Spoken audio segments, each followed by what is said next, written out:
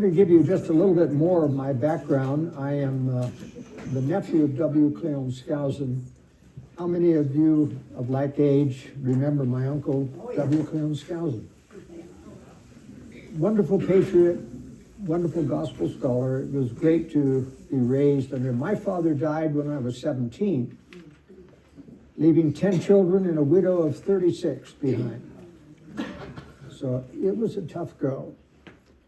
My mother moved us from Oregon down here to Utah so that we could put ourselves through college and live at home. Cleon would come every week to hold a family home evening with us and counsel with us and help raise these 10 children. So he's like a second father to me. He was also very good friends with Ezra Taft Benson. And as you know, both Cleon and Ezra Taft Benson were very concerned about the communist threat. And it's still with us. As you saw, if you were watching the slide presentation, this quote by McCarthy, you all thought I was crazy talking about communists in the government, but how has that turned out? Well, he was right. I read The Naked Communist when I was 17 years old. And it was very impressive to me, but I noticed something very interesting there. That even though there were a lot of communists in the State Department, especially the second floor, which was handling Latin America, there was also a lot of non-communists that were protecting the communists when McCarthy tried to get rid of them. People like Herbert Matthews of the New York Times, who was trying to say that Castro in Cuba was just a reformer, that he wasn't a communist, and that the Sandinistas were okay in Nicaragua, and always, and you know, the New York Times would never broadcast about the murder of some 30 million Ukrainians in the famine of 1932. Not only did they cut off their food supply, they went and took it out of their houses. They stripped the cupboard bare. I mean, literally, it was a genocide. And the New York Times always tried to excuse it. Well, the communist threat is still with us, but one thing that Ezra Taft Benson missed, and Cleon Skousen didn't wake up to it till a couple of decades, or a decade after The Naked Communist, was the globalist threat. Now, what are the globalists? The globalists are probably the top satanic conspiracy in the world. They are sophisticated, they are educated, they are absolutely ruthless, and they have a team of hit people within the government that do dirty tricks. And we call it the deep state. Now, unfortunately, Donald Trump thinks the deep state, and many other people in the conservative movement think the deep state are simply holdover bureaucrats, Democrats left over from other that are thwarting the Trump agenda. That is not the deep state.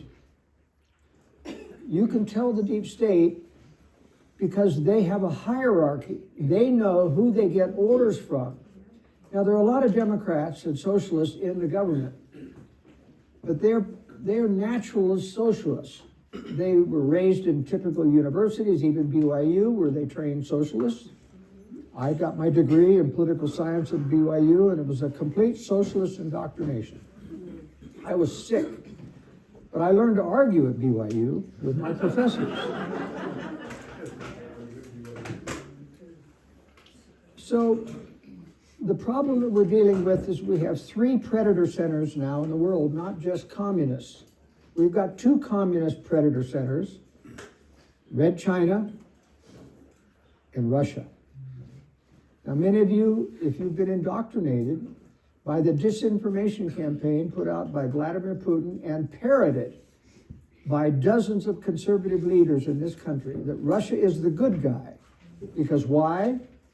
Because the other predator center, the globalists, which the conservatives are very much against, think that anybody the globalists are against must be a good guy. Now, where did they get that idea? Where did they get that idea? That everybody the globalists are against has to be a good guy? The end of me, my enemy is my friend? Not exactly. They got it from the phony war on terror. And where did we get the phony war on terror? The phony attack on the World Trade Center. Right. The World Trade Center was not attacked by Muslims. It was a deep state operation from beginning to end, from the hiring of the Muslims through Saudi Arabia that was complicit in this, to the loading of the buildings with explosives, which the Muslim terrorists never could have done, and including switching out 2 of the airplanes that took off, one from Boston Logan and one from Dulles Airport, switching it over the Midwest with 2 drone aircrafts painted up like airliners, and they switched places. I'm part of 9 pilots for 9/11 Truth, and we have the radar tapes. We show the one from Boston Logan and the Dulles airplane going in the Midwest, having a circle with another airplane, with 2 other airplanes that came from the west, and they take off further to the west, and these 2 from the west come in, and one hits the Pentagon and the other hits the second tower. Now, if you've ever watched the videos of the airplane that hit the second tower, the south tower, he banks up sharply, makes a correction to hit the tower. And you see this big bulge on the bottom of the airplane. What? You see a big bulge on the bottom of the airplanes. Everybody has seen it if they look closely. There was a big conspiracy theory about it, with the mainstream denying it exists. Well, I called Boeing. As a military pilot, I was a fighter pilot for the Marine Corps. We flew F-4 Phantoms. And I called, and every time we would make a change in the squadron to that airplane, we had to get approval from the manufacturer. You had to get the manufacturer to sign off on it. So I called Boeing and I said, did you sign off on that modification on the bottom of that aircraft, that 757 that hit the South Tower? Now you would think, if they were smart, they would have said, what bulge? It doesn't exist. We don't agree. That's not what the spokesman told me. She said, we didn't do it. We didn't do it. That means Boeing knew there was a bulge on the bottom of that, and this is a big bulge. I mean, we're talking about something 20 feet long and extending out about 3 feet out into the air at a big oval bulge. And what's it there for? For extra fuel, for other explosion, to enhance? I don't know. If there was a modification on that aircraft, and that was not the aircraft that took off from Boston Logan. Was the bulge on the bottom of the plane? Bottom of the airplane. Yeah. And you see, every time a co-pilot gets in the air, before he's instructed by the pilot to walk around the airplane to give it a visual check. Tires, pressure, any leaks coming off it. If he never would have accepted that aircraft if he'd seen this great big bulge almost dragging the ground. So that was not the airplane that took off. And as I say, we have the radar tapes. It switched places with a drone from the west, probably from Area 51, where they build up, special secret aircraft and things. The other airplane hit the Pentagon. And I'll tell you, that was not a civilian airplane, and that was not piloted by a guy who couldn't even fly a Cessna. He flew a 5G turn with an aircraft whose the wings are supposed to break off at 4.5 Gs. He flew a 5G turn at almost 550 miles an hour and then hit the Pentagon precisely at a certain thing in a reinforced wall that had just been rebuilt by the government. It was hiding several top secret areas behind it. And that plane had a missile under the wing. You can see that missile go off in the Pentagon video. And I've shot missiles from there. I know what a missile plume looks like. And the Pentagon parking lot camera shows this airplane coming right across the ground. And then there's this swoosh, big gray smoke coming out on the bottom. And then what's the first thing you see on the Pentagon? A big white flash. Now, when an airliner full of fuel hits a building, you know what you see? Red and black smoke, never white. White is always the signature of high explosives. Now, that's why inside the Pentagon, listed as one of the debris from that airliner, and it was a 757, although the serial numbers, they refused to match them with that particular, because they knew it wasn't that airplane that took off from Dulles. But inside that Pentagon hole that was punched by the airliner was 1/2 of the radome. Do you know what a radome is? That's the bulbous nose of an aircraft that's made out of fiberglass, so that the radar going back and forth can look through the dome and be able to see the weather and other aircraft. Well, how did half a radome get inside the Pentagon if it crashed into an intact wall? Think about that. The point is, it didn't impact an intact wall. There was a hole in that wall, and that's why there are 3 holes and 3 rings of the Pentagon, and they're all 12 feet round. That was a missile that went through that did that. Now, no terrorist could have put a missile under the wing of an airplane. And then that airplane blew itself completely to smithereens. And that isn't how it happens when you crash an airplane into a wall either. You don't get confetti-sized pieces unless that airplane was loaded nose to tail with explosives. Even if there's a bomb in the baggage compartment, you would have had huge pieces of the airplane on the grass of the Pentagon. But there wasn't. There was confetti-sized pieces. The biggest piece was 3 feet wide. It had a part of an A for American Airlines on it. Everything else was confetti-sized pieces. And that led to a false conspiracy that no airliner hit the Pentagon. But the only way that you destroy an airplane like that and make it allowed so that it doesn't show up and it isn't inside the Pentagon is you load it with explosives and you explode it. And there's one witness, Bin Nayar, who was on the Beltway and saw the airplane come in, and he said this, and it's the only witness really that had an accurate view. He said, I saw the airplane hit the Pentagon wall, and the wall held up like a champ. And then the plane exploded and disappeared. Now that's what happens when it held up, meaning the airplane crumpled up against the wall. Even though there was a hole there, the part of the fuselage went through, but then it exploded, and that's what he saw. And you're saying the hole was made by The missile. missile first. Yeah. That's why military people came out and said, we smell cordite. We smell cordite. Now, you don't get cordite, that is plastic explosive. That's the smell and these people are Vietnam veterans like myself. They know what cordite smells like. And there was this whole air of cordite around because of that explosion that had happened. Now, my talk today isn't about 9/11. My talk today is about the fact that 9/11 was done by our government, the deep state portion of it.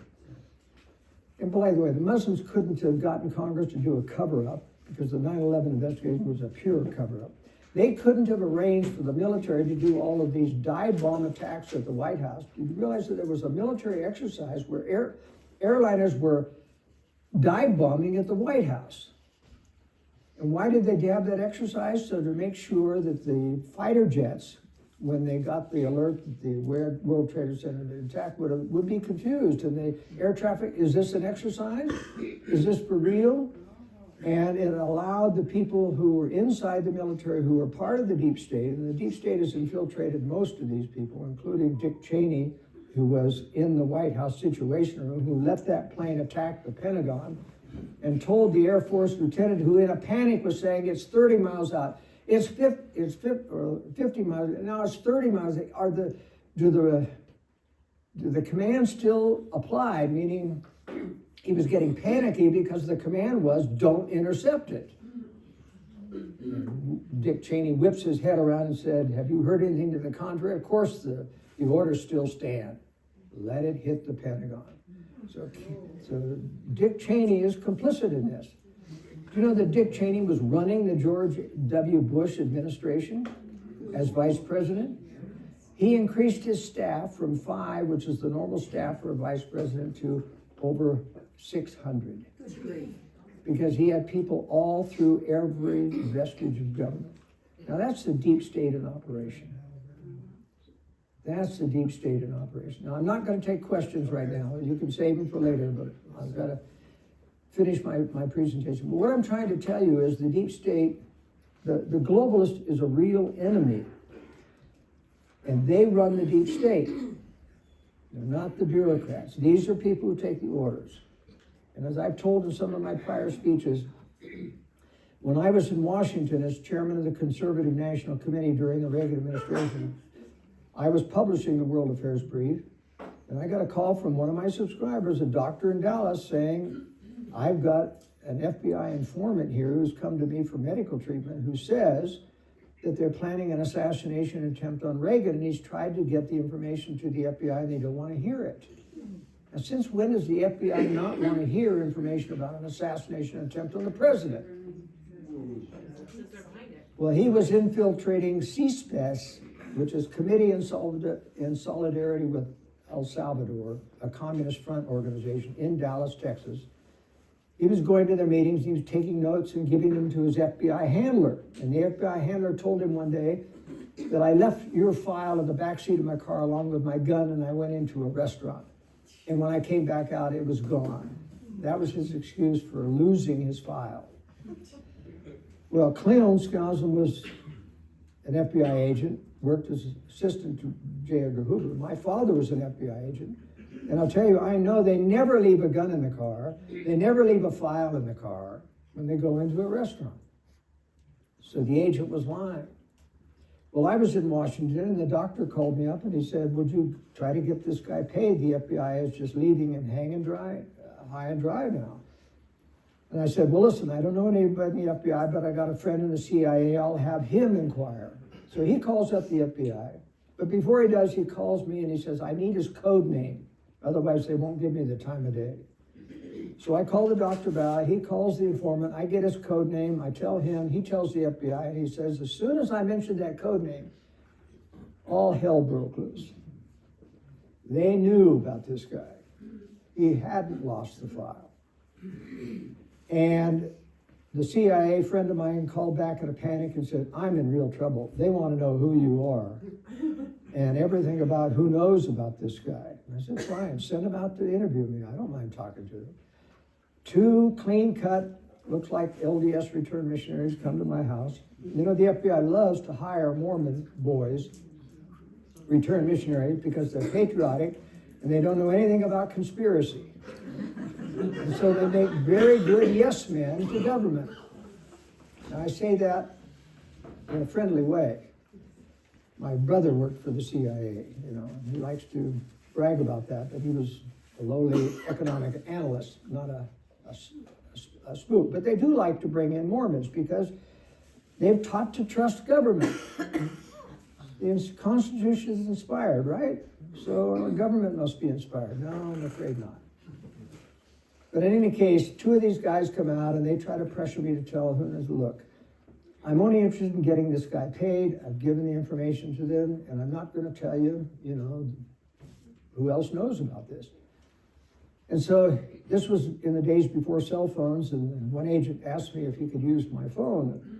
I said, fine. It's in the kitchen, and I overheard him, no, I won't tell me. I can't twist his arm, you know. He was really getting a lot of pressure.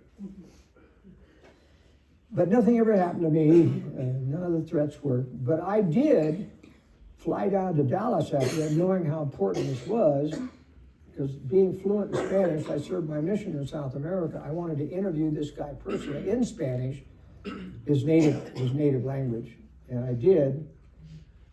And he told me a story that, boy, I'll tell you, it just tells you what the deep state really is. He said, you know, this FBI agent one day took me to a party. It was at an exclusive club in an exclusive room. And he said, I noticed that everyone was wearing this big fancy class ring. It looked like, you know, a typical fraternity or, you know, a Super Bowl ring or something like that. Everybody had the same ring on. And the FBI agent told him, he said, well, after he'd had a few drinks, Congress doesn't know we exist. That guy's CIA, that guy's DHS, that's guy FBI, that he named all these different agents for different. Now, what are different agents from different agencies getting together at a nightclub and a party and drinking together? Because they're part of the deep state and they know each other. And he said, Congress doesn't know we exist. We have our own separate funding. And if you play your cards right, you could be part of us someday. That was his enticement, you know, for telling them. Well, you know, it wasn't but 2 years after that there was a story that broke in the news about a nigger hanging tree party. And some federal agent had invited a reporter, of all things, to a big interagency party at some park. And there was CIA, FBI, DHS, and all these other people there, Bureau of Agriculture, IRS, all these people, and they had a Negro hanging in effigy from a tree. It was a racist thing. And a reporter was there, and he went and reported this. And boy, you never talk about the agency scrambling to explain why they were at this party and having a Negro being hanged in effigy. Well, that reporter had, and I think that FBI agent, whoever invited him, got fired, of course. He was at a deep state party, and they do exist. And it's a real exclusive club, not a bunch of bureaucrats. They don't have parties interagency. These people know that they have a different hierarchy. And they're real, and they're dangerous, and they killed JFK, they killed RFK Jr. or Sr., they killed Martin Luther King for different reasons. You know, JFK was a liberal. Why would they kill JFK? Well, one of the reasons they killed was because in the Bay of Pigs, he went to bed having authorized the air support. And while he was asleep, George McBundy, his national security advisor, which is usually the handler of a president, countermanded him and called off the airstrikes. When Kennedy woke up the next morning and saw the disaster that was unfolding, he vowed to kill FBI covert operations. And that signed his death warrant, because he was going to get rid of the FBI, which is part of the deep state. Now, that doesn't mean that everybody in the CIA or the FBI is deep state. It just means that within a core of every one of these that carry a gun or have law enforcement, there is a core that are controlled by this conspiracy power. This is not idle conspiracy talk. This is real, what I'm telling you. Now, I think they also killed Kennedy for the martyr effect. All of Kennedy's legislation was failing in Congress. Every bit of it. Nothing would pass until they killed it. And then it all passed as Lyndon Johnson's Great Society. Everything that Kennedy, all that socialist program, all those welfare things passed after they killed him. So I think part of the reason for killing him was the martyr effect. Robert F. Kennedy was killed by his bodyguard. It wasn't Sirhan, who was shooting with a 26-shot 22 revolver in front of him. There were 9 bullets that came out of the cabinetry in that kitchen of the hotel. And they weren't 22s. Some of them were. The autopsy showed 238 bullets in his back. Now, how did Sirhan shoot him in the back with a 38 when he was carrying a 22? Now, Robert F. Kennedy Jr. knows the name of the bodyguard who killed his father, but you've never read it in the press because they won't cover it. He's told the name in the press. Martin Luther King was also killed for the martyr effect. In that Memphis hotel where he was shot on the balcony in the morning, he and his staff were having an orgy, which was typical for Martin Luther King. Martin Luther King was the biggest Reverend Martin Luther King hypocrite in the world. He was with prostitutes almost every night, and his wife knew about it. Even at his Nobel Prize ceremony, he had an orgy with his staff with Norwegian prostitutes. That's the Reverend Martin Luther King, and it's public knowledge. But you never read about that because he's been made a national hero. That's the tentacles of the deep state as it controls. Now, these are interesting facts that you probably haven't heard before. But I tell you that so that you'll understand that I know an awful lot about how conspiracies operate. Tonight I'm going to talk about 3 pieces of news or stories that have to do with your survival here in Sanpete County in Maidan. And they're all about the wars that are now threatening right now. The war in Ukraine, which is not directly threatening us, but is very much involved in Donald Trump betraying Ukraine. The second one is the imminent attack on Iran that's going to happen probably within the next week. And the third is the massive nuclear third world war between Russia and China that will happen If you live within the next 5 years, you're gonna go through it. Between Russia and China? Between No, them? no, no, with Russia and China, against Russia and China. Now you say, how can that be? The Soviet Union fell, Russia is no longer a communist country. This is one of the 3 worldwide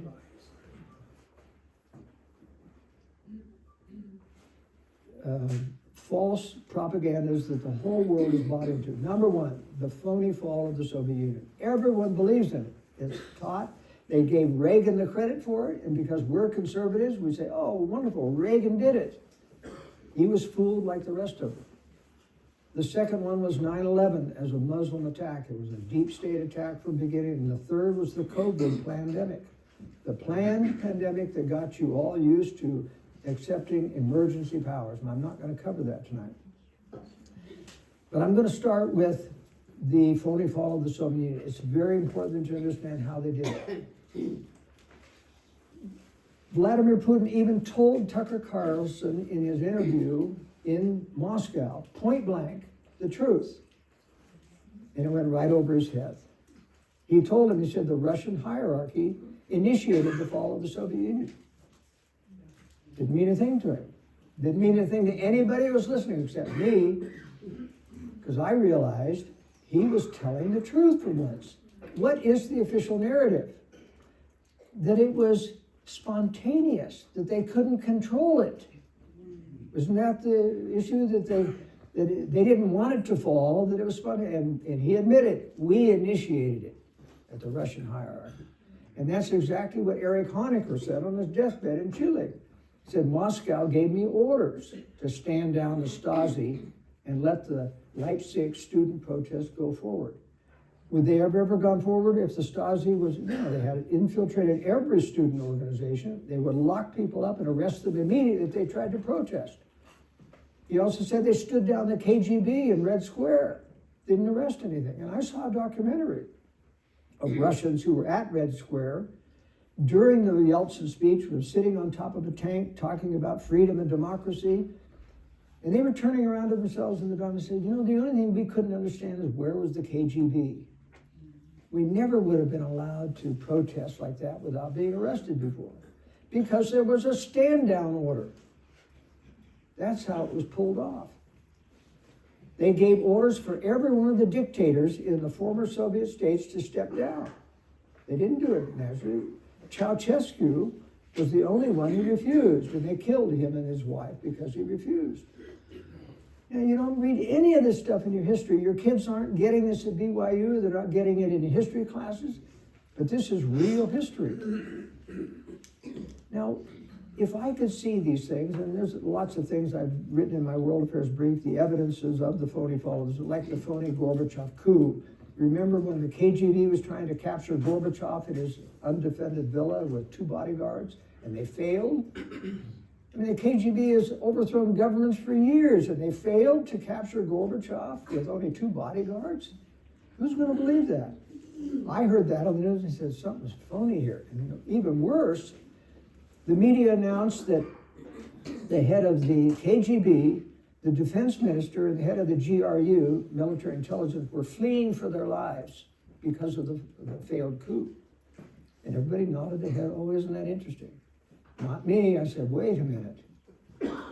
Who does the KGB flee from?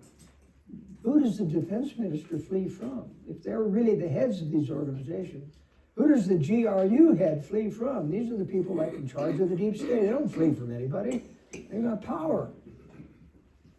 Well, that's just an example of how you can tell. But if I could see it, why couldn't the media see it? Well, they could see it. You see, they let the Soviet Union get away with the phony fall. Why? Because they were still covering for the Russians. This is part of a 2-hour lecture I don't have time to give you, but in basics, the globalists have been covering for the communists. This is what Ezra Taft Benson didn't see and what Clinton didn't see, even though he wrote the book, The Naked Capitalist, later on, when he saw something about the globalist. It took me till 2 years before he died in 2002 to convince him that George W. Bush wasn't going to save us. He was convinced George W. Bush and the Republicans were going to save us. But I finally convinced him, no, he's a globalist. He's just a puppet. It's Dick Cheney there that's running the country. He finally saw that, but it was too late. He was past speaking and those things, but at least he realized that toward the end.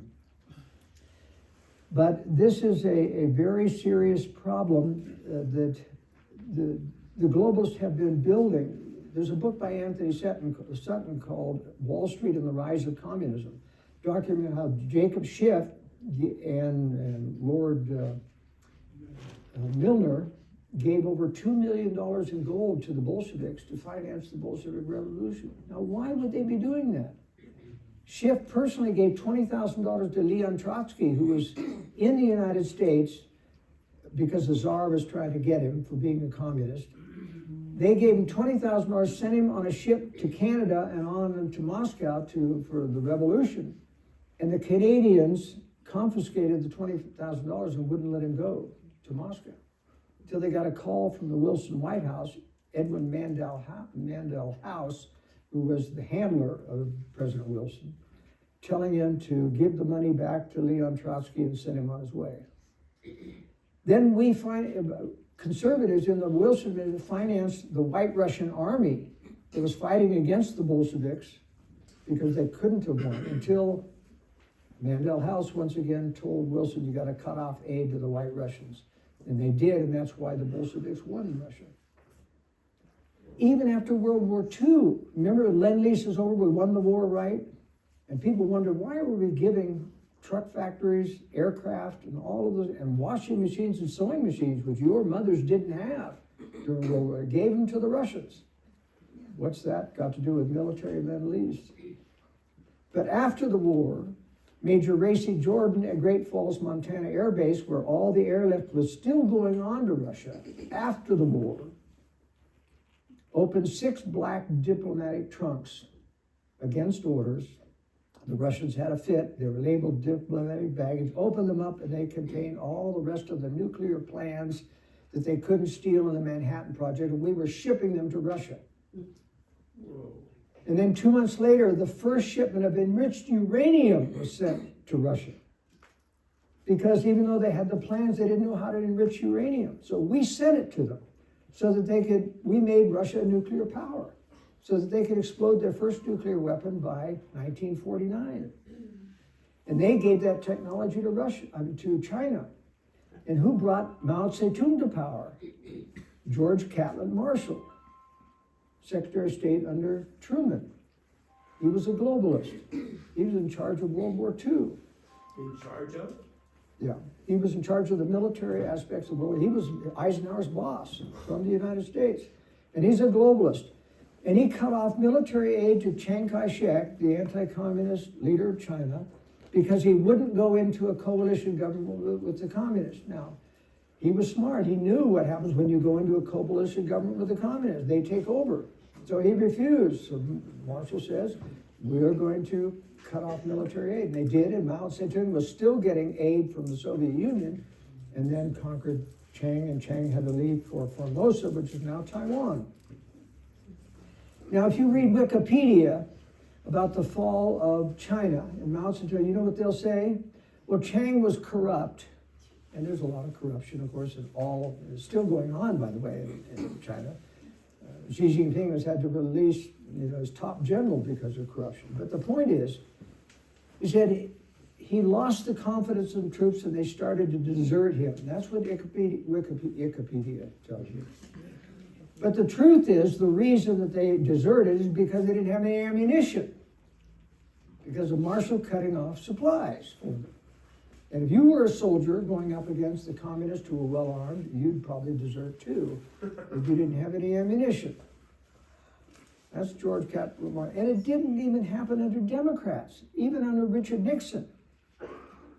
We gave the Russians the miniature ball-bearing technology so that they could MIRV their missiles. Now, what are MIRV missiles? MIRV, multiple independent reentry vehicles.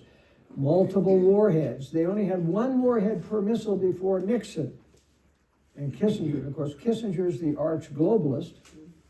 He had Nixon on mood-altering drugs most of the time so he could control him when he was in the White House. Nixon was one, or who authorized under Kissinger to give that miniature ball bearing so that they could have the miniature gyros necessary to guide these individual warheads. So not only did we make Russia a nuclear power, we gave them MIRV missiles and God only knows what other technology. When we dissect their cruise missile, it is full of American chips and other types of electronic technology. So much for the sanctions about Russia. We didn't even win the Cold War. And everyone says, well, we won the Cold War because we didn't have a nuclear war, right? So what was it? No, we lost Cuba, we lost Nicaragua, we lost Laos, we lost parts of Thailand, we lost all kinds of countries, Afghanistan, Turkmenistan. All of those were lost during the Cold War because we had the doctrine of containment by George Kennan, which wasn't really to contain it. It allowed them to do things. In fact, it was what Clinton's book, The Naked Communist, is about, how we lost all those countries through these communists in the State Department protected by globalists. And I believe one of the main globalists was Alger Hiss. Now, Alger Hiss, for those of you old enough to remember, was the person that Whittaker Chambers said was a communist.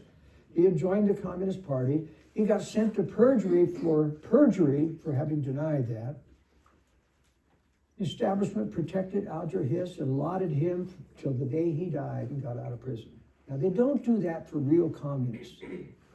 But they do that for globalists to go in and join the Communist Party. And why would he do that? So that when he does everything the communists want him to do, they think, that's okay, he's one of us. You see? That's why at FDR's elbow, he was in charge of Yalta, all of the betrayals at Yalta, giving all of Eastern Europe to Stalin after World War II. In fact, Stalin, most Americans don't realize, kept back 15 to 20,000 US and British prisoners that he had liberated from German concentration camps. He kept them as insurance that Operation Keelhaul would go forward. What is Operation Keelhaul? That's where Eisenhower followed Stalin's demand and took all of the Eastern Europeans, whether they had been in Russia, whether they had been and all of it, forced them back into Russia at gunpoint. And a lot of them committed suicide because they didn't want to go back and live with the communists. The British betrayed an entire army of white Russians who escaped the Bolsheviks after we cut off aid to them. They came over into southern Germany and other places, and they fought for the Germans against the Soviets because they're white Russians, they're anti-communist. And after the war, the British put them all in a concentration camp and then told them we were going to go and take them to rest and relaxation, and then drove them into the Soviet camp and betrayed them. They all went to their deaths in the Gulag. You never get this kind of history unless you read David Irving and some other, excellent unbiased historians. We bombed Dresden and all those German cities, which is a war crime. We bombed the civilian areas in Dresden. The pilots protested the order. These were darked out areas which were all the lights were out of the residential. It says, we can't bomb these areas. These are not strategic targets. And they were commanded to release their bombs, and they were incendiary bombs. They were white phosphorus bombs to create firestorms and horrible things. Those are war crimes by Churchill and by American leaders who were saying yes men to Churchill and George Catlett Marshall and the British leader General Harris, who was in charge of the air campaign. Some tremendous, horrible things that have occurred. But you're being set up for the most horrible of all the wars, which is going to be World War III. Now, what does the war in Ukraine have to do with that? It's because the war in Ukraine is a result of the phony fall of the Soviet Union. They gave back those territories for a couple of reasons. One, to make it look real, as if we're letting people free. It was part of the grand deception. In other words, communism is still with us, but in the Russian version, it's a very deceptive form now. In fact, conservatives have bought into the notion that Putin is a Christian because he's giving all kinds of money to the Orthodox Christian Church, which is the Catholic Church in Eastern Europe. But they don't tell you that the Orthodox Church in Russia never protested any of the killings of Stalin during the entire Soviet years. because Stalin installed communists at the head of the Orthodox Church. And that's why the Orthodox Church is banned in Ukraine to this day, because it's full of a bunch of communists. And they are subverting the defense effort against Russia. And so conservatives think, oh, horrors. Zelensky is against Christianity. He's banning churches. But you don't know the whole story to know the story. And that's why it tells you nothing about Putin's Christianity if he's supporting the Orthodox Church, because it's full of a bunch of communist leaders. At the same time, he's banning Baptists, Jehovah's Witnesses, Mormons, and restricting their and other things. And then doing all kinds of brutal murder of civilians in Ukraine. Do Christians do that? No, they don't. But you see, conservatives like Alex Jones have been so imbued with the fact that the globalists are evil and everyone the globalists must be, because of the war on terror, the fact that Iraq and Afghanistan were not guilty of anything. Osama bin Laden worked for the CIA. He didn't do 9/11. He met with the CIA in the hospital in Dubai right before 9/11, met with the station chief of that area. What was he doing? Talking to Osama bin Laden. And he didn't kill Osama bin Laden in Abbottabad, Pakistan, by the way. The CIA had two lookalikes that they used to film the videos, taking credit for 9/11. That was not the real Osama bin Laden. Osama bin Laden, according to the Pakistan president, had died 2 years before that Abbottabad raid of kidney failure. He was in the Dubai hospital because of dialysis. So you see, nothing you've been told is true.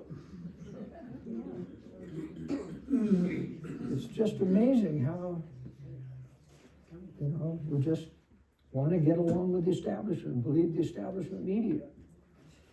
But that's why it's important for you to understand. But let me just continue with the Ukraine war. Now, Vladimir Putin has given you 2 or 3 excuses for why he doesn't want Ukraine to be part of NATO, right? I can't have NATO on my border, right? Now, that seems very logical to as if having missiles right on your border isn't a factor. It isn't a factor at all. You can launch missiles from the United States that hit Russia.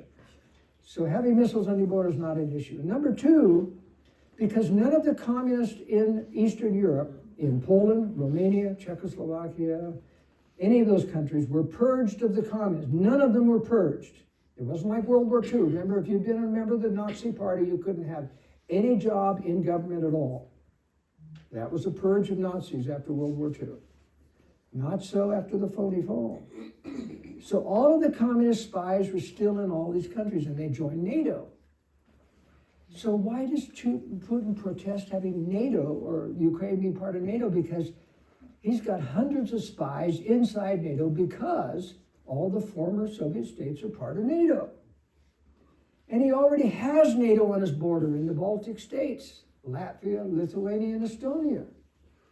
So see, none of these excuses match up to anything. And then he says, well, there's that Western coup in Ukraine.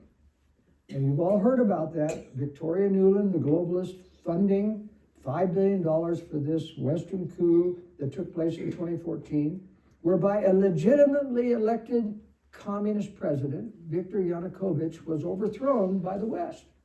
And you say, that's not right. We can't do that, be overthrowing other governments. But that's not what happened. In my World Affairs brief, I'm probably the only one who's told the real story of what happened in Ukraine. In the first place, it was a true communist president, Viktor Yanukovych, and it was a communist majority in the Rada, which is the Ukrainian parliament, who were ruling the country. Look, they didn't purge any of the communists out of Ukraine. That's why there's been corruption galore. Burisma is just the tip of the iceberg. They've even had phony presidents. You've heard about Yulia Tymoshenko, the pro-Ukrainian nationalist president. Well, she was convicted of corruption with the gas and other industries because she's actually faking being a nationalist. She's actually been friends with Putin for years. Now, what happened in 2014 is that Putin was getting ready to retake Ukraine after having given it up as a free country. And by the way, in the Budapest Memorandum, the United States and Russia both signed an agreement that we would protect Ukraine's sovereignty if they gave up their nuclear weapons. Ukraine produced most of the nuclear weapons for the Soviet Union. All the missiles came out of Ukraine. So these people have the technology, and that's why Russia wants them back. Not only that, they got the breadbasket of Russia. They help feed Russia. They've got all of the rare earth minerals. They've got all the ministry, the industry. They've got the nuclear power plant. Ukraine has to be taken back as the first country in reconstituting the Soviet Union. But he has to have an excuse to invade. And you got a communist president there. Can the communist president hand him an excuse to invade? No, not very likely. Lest he be, there's a lot of anti-communist hostility in Ukraine because of that Ukraine famine. Now, Vladimir Putin, by the way, told Tucker Carlson something very interesting, feigning ignorance. He said, during the time of Lenin and Stalin, they put the borders of the Donbass into the borders of Ukraine. This was a Russian-speaking region, all Russian. Put them into the borders of Ukraine. And they said, now, I don't know why. Well, it was before his time, but of course he knows why. Because that's why you have to have the conflict reason to be able to reinvade Ukraine. So you put Russian-speaking people in there into a country that's hostile towards Russians. And Putin also lied to Tucker when he said, the Ukrainians and the Russians are blood brothers. We've always wanted to be together. After that famine, the Western Ukrainians hate the Russians. So all of those lies, but you see, none of that. I went right over Tucker Carlson. He doesn't know his history. He doesn't know conspiratorial history. He bought it all hook, line, and sinker. And Alex Jones the next day came out and said, we're in solidarity with Russia. That's the last time I went on Alex Jones. I wasn't going to be associated with a guy who was so stupid as to say we're in solidarity with people who fake their own demise. Well, in 2014, the West had funded the protest called the Maidan Revolution. Now, the $5 billion that they had allocated through the National Endowment of Democracy was actually for all of Eastern Europe for democracy movement, not just for Ukraine. Let's say $1 million went into Ukraine. They did support the terrorists with food and other supplies. But they didn't pull off the coup. President Yanukovych had a meeting with 3 proclaimed leaders of the coup, which the people in the protests of the center said they don't represent us. This is typical how the communists operate. They pick people who they call the leaders, who are fake leaders. They make a deal with them. And when they made that deal, this was in February 2014, the people in the square said, we don't accept it. That was on a Thursday. And in fact, just prior to that, several snipers had killed people in the Maidan Square. And the protesters didn't have weapons, of course, so we expect, and there was a couple of even security people from the Berkut. The Berkut are the riot police, like your SWAT teams, that were surrounding the Maidan Square and keeping them bottled in so they couldn't escape. That's why they were burning tires in the window to keep warm and things like that. So on Thursday, they rejected the deal. On Friday morning, the protesters woke up and the Berkut, the riot police, had disappeared. They weren't there to hold them in. So they started to leave the square. They went through the presidential palace. There were no guards on the palace. Now, to give you an example how ludicrous this is as a Western coup, because only Yanukovych could have given orders to stand down the Berkut, right? It turned out to be his communist head of the Rada who gave the order, but still, it's the communists decided to stand down, just like in the Phony Fall, stand down the Stasi, stand down the KGB, stand down the Berkut. That's the only reason they won, the protesters. Now, it's like January 6th, Trump going through and walking through the White House and there's no police. And then the next day, the Rada votes to oust their own communist president. That's like the Democrats and communists ousting Barack Obama the next day after January 6th. Now, would that be believable to you? Of course not. That's the point. This was not a Western coup. Yanukovych pulled the plug on his own administration and fled the country because he feared for his life. Well, how do you fear for your life when the protesters are not armed? It's just, and the press just keeps printing this stuff without any of the contradictions. Well, what happened after that? This is very interesting. An interim president, Yanukovych, was, let's see, it's Yashchenuk, was put in as interim president. And then Piotr Poroshenko ran to be the president and won the election after the interim president. He claimed he was a nationalist, but his best friends are all the Russian oligarchs. He's a fake. But what does he do? He campaigns on the fact that the Russian Donbass can speak Russian. They don't have to, they can be semi-autonomous. They don't have to be under the Ukrainian government. And as soon as he becomes elected president, he reverses positions and says, no, you have to speak Ukrainian Russians and you can't be autonomous. And what does that do? Cause protests immediately. And 1 month later, Putin then starts his stealth invasion, not 2022 when the tanks roll in, the stealth invasion where he put all his soldiers in civilian clothes and then invaded the Donbass. That happened 1 month later. So you see what happened? The communist Yanukovych could not have provoked the Donbass, the Russian people, to anger because he's one of them. So you step down, you claim like you blame it on the West. The conservatives are fooled. They think that we've dethroned the legitimate president. He dethroned himself. And then you get a phony nationalist elected, Piotr Poroshenko, who then entices the Donbass rebellion. Now that's how it really happened, ladies and gentlemen. That's why it's important. And Donald Trump doesn't know any of this. None of his advisors. You have to know conspiracy history. You have to read the World Affairs Brief. They don't read it. And they never would. A lot of people tried to get me to get an interview with Donald Trump. It would never happen. Because the person who knows conspiracy, I'm known by those people. They know I don't want him in front of Donald Trump. We don't want to open his eyes. Now, I don't know if I could have ever opened his eyes. He is such an egomaniac. He will never admit he's wrong. Never. Everything has to be a success. Remember when he vowed to go to North Korea and dismantle the nuclear missiles of North Korea, either by military force or diplomacy or military force. And you know, he had a meeting with Xi Jinping in Mar-a-Lago about 6 months before he went to North Korea. And Xi Jinping knew that you flatter Donald Trump and he's putty in your hands. And he told him all the wonderful things that Donald Trump loved it up. And Donald Trump afterwards said, Xi Jinping's my bosom buddy, etc. Xi Jinping goes back to Beijing and calls Kim Jong-un in North Korea and says, flatter him and he'll be putty in your hands. So what did he do? Donald Trump goes up to North Korea and he comes back saying that Kim Jong-un is my bosom buddy, my pen pal. He still thinks that's true.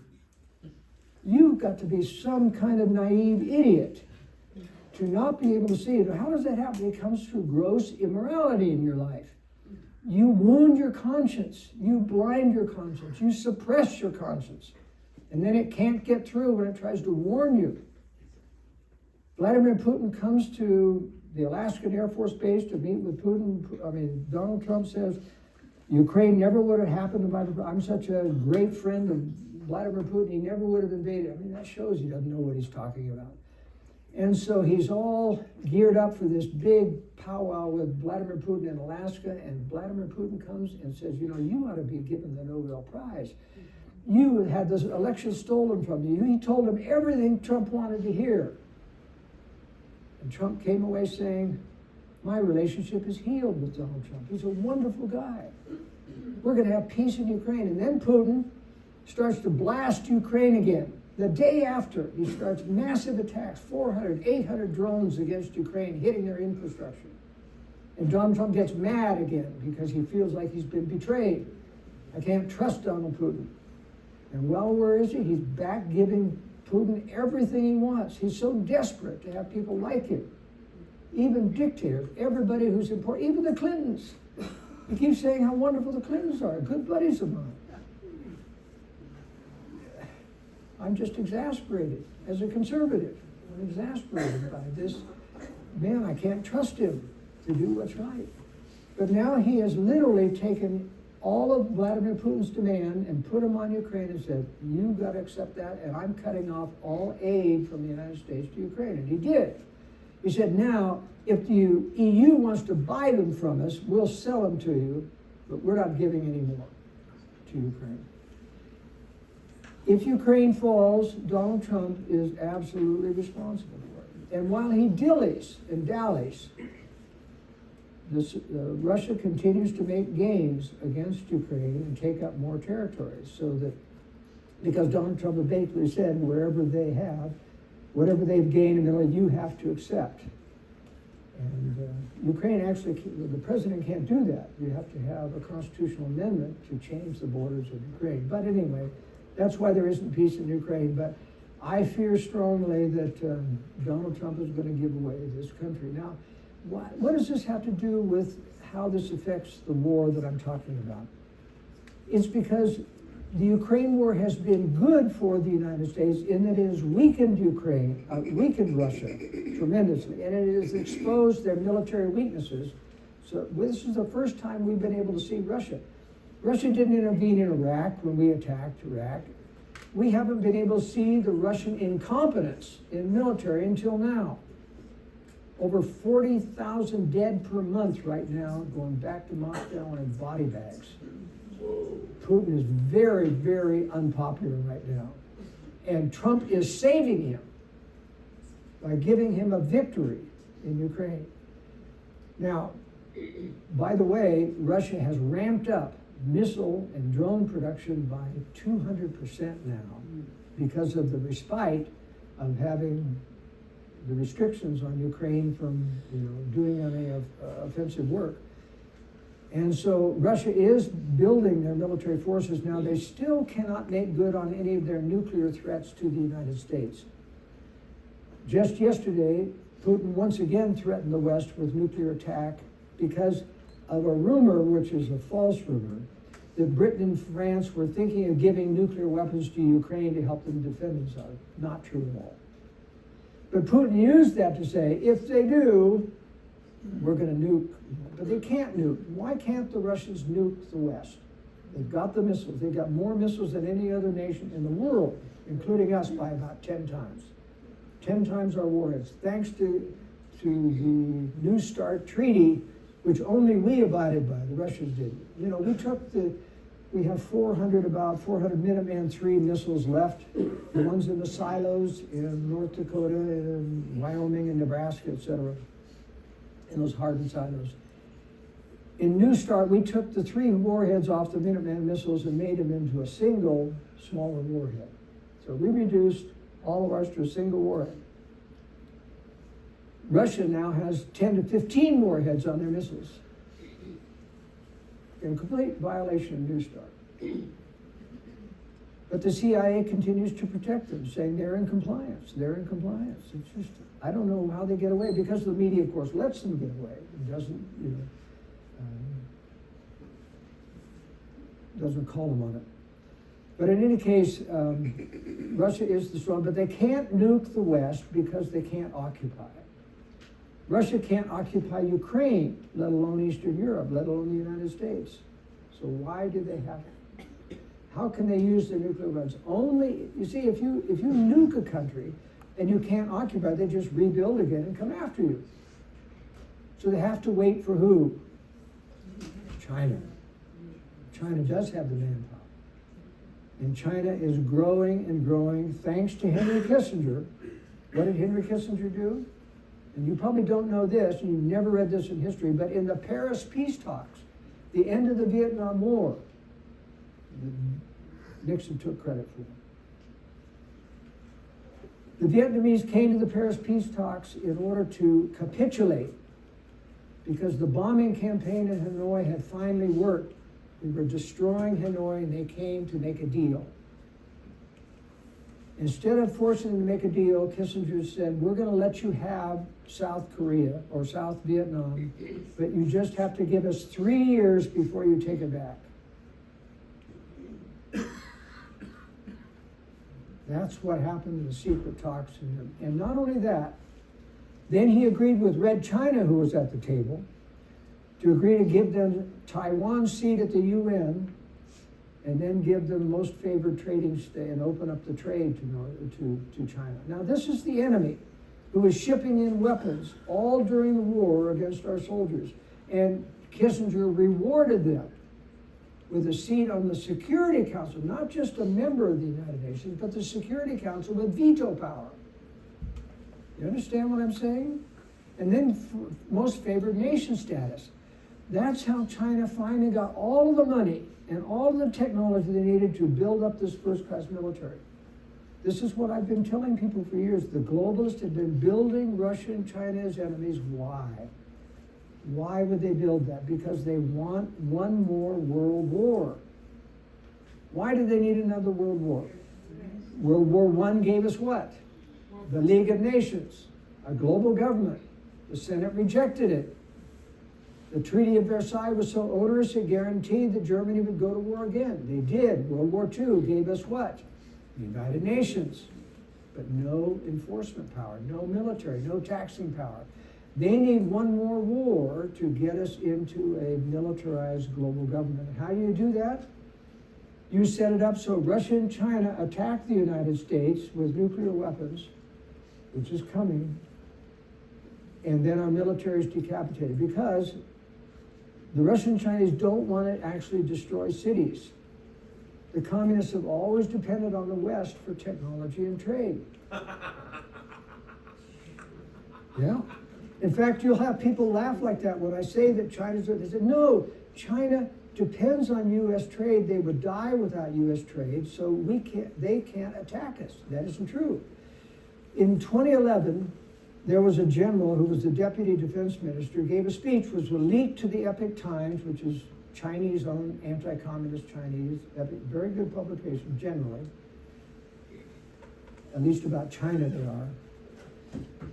But he said this: we are running out of food. We need North America, US and Canada, to be able to feed our nations. But we're not going to be easy on them like Hitler was. We are going to be ruthless.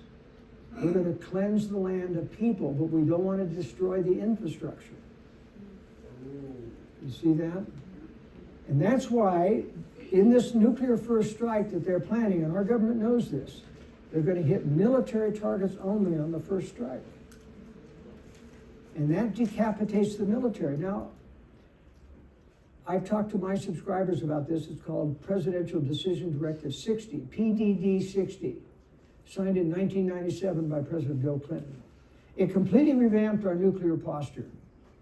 It changed the posture from designing our military forces to win a nuclear war to deter a nuclear war. And in the absence of deterrent, it instructed our military forces to absorb a nuclear first strike and then retaliate afterwards. Now, prior to that, our doctrine was what? Launch on warning.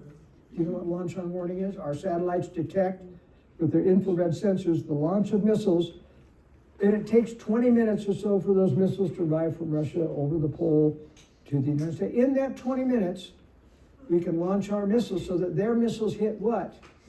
Empty silos. And our missiles hit live targets. So the one who launches second in a nuclear war wins, not the one who launches first, if you've got launch on warning. But if you take away launch on warning, we lose all our missiles, all our military bases. The only thing we've got left are what? Our submarines. Ah, but they're powerful, aren't they? Well, no. In the same year, Bill Clinton says, as a gesture of goodwill to the Soviets, we're going to require that 50% of our submarines remain in port so that they can be easily targeted, as a gesture to the Soviets that we're no threat to them. To this day, 50% are still in two ports, Bangor, Washington, and Kings Bay, Georgia. And believe me, those are prime first targets because they'll get 50% of our submarines in there. Now, even so, we've got 7 submarines out there, let's say, on deployment. But the warheads, none of the warheads on those Trident missiles are big enough to hit hardened targets. So you can hit cities, but that's not our doctrine, is it? You know, it was during World War II, but it's supposedly not now. But we can't hit Yamato Mountain, that underground city in Russia, as big as the Washington DC area underground, where they have missile facilities, they have all their stockpiles. We can't penetrate that with nuclear missiles. Just hit cities. Now, you don't know any of this, do you?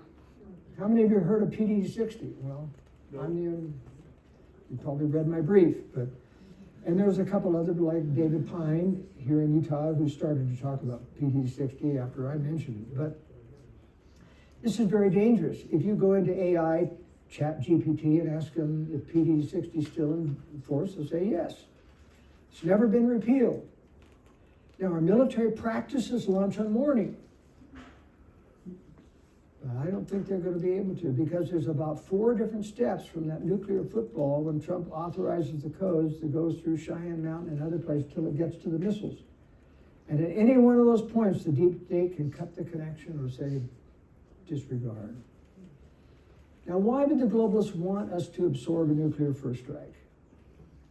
Because COVID didn't get us into a world government. After Brexit in Europe and seeing all of the protest about all of the detailed regulations, you know what the EU does? You can't buy or sell anything without meeting the regulations. You can't fish, you can't manufacture. It's just a nightmare of regulations. And the US people wouldn't stand for it. But you decapitate the US military, and the entire Western world depends on us to protect them. And what are the American people going to say? Do anything to save us. And our globals come out of their bunkers and say, well, listen, our military's been decapitated. The only chance we've got now of fighting this war is to what? Join with other Western nations in a militarized global government. And who's going to say nay? Well, people like me will say, nay, you knew this was coming. You set this up. You built Russia and China's enemies. You gave them all that technology. You're to blame. And they will turn around and say, lock them up, because they aren't supporting our war. And that's why they got you to buy into all of this, support the military stuff. Everywhere I go with my Marine Corps cap, thank you for your service, thank you for your service. Well, I was in Vietnam. And I'll tell you, Vietnam was a betrayal. We couldn't even arm our missiles on airplanes. My squadron just came back from Vietnam when I joined it. They couldn't even arm their missiles until a missile was on their way after them. They weren't allowed to attack any of those key. They weren't allowed to mine the Haiphong Harbor to stop Russia and China from bringing in supplies. They weren't allowed to interdict the Ho Chi Minh Trail. We had safe rooms for the communists right across the border in Laos that you couldn't attack. Why did they sabotage the war on Vietnam? Keep it going. To keep it going. Not only to keep it going, but to embitter the American people so they never would want to defend another country against communism again. And that has happened. They allowed the protests to go forward. They fomented them. They had infiltrators in all the universities getting these protesters ginned up about the Vietnam War. And you notice there were never any yellow ribbons during Vietnam. There was not a single phrase about supporting our troops, was there? When did the yellow ribbons come out? On the phony war on terror against Iraq, against Afghanistan, against the globalist wars. There's no wonder the conservatives are up in their arms against globalist wars of no-win wars. And it was a no-win war.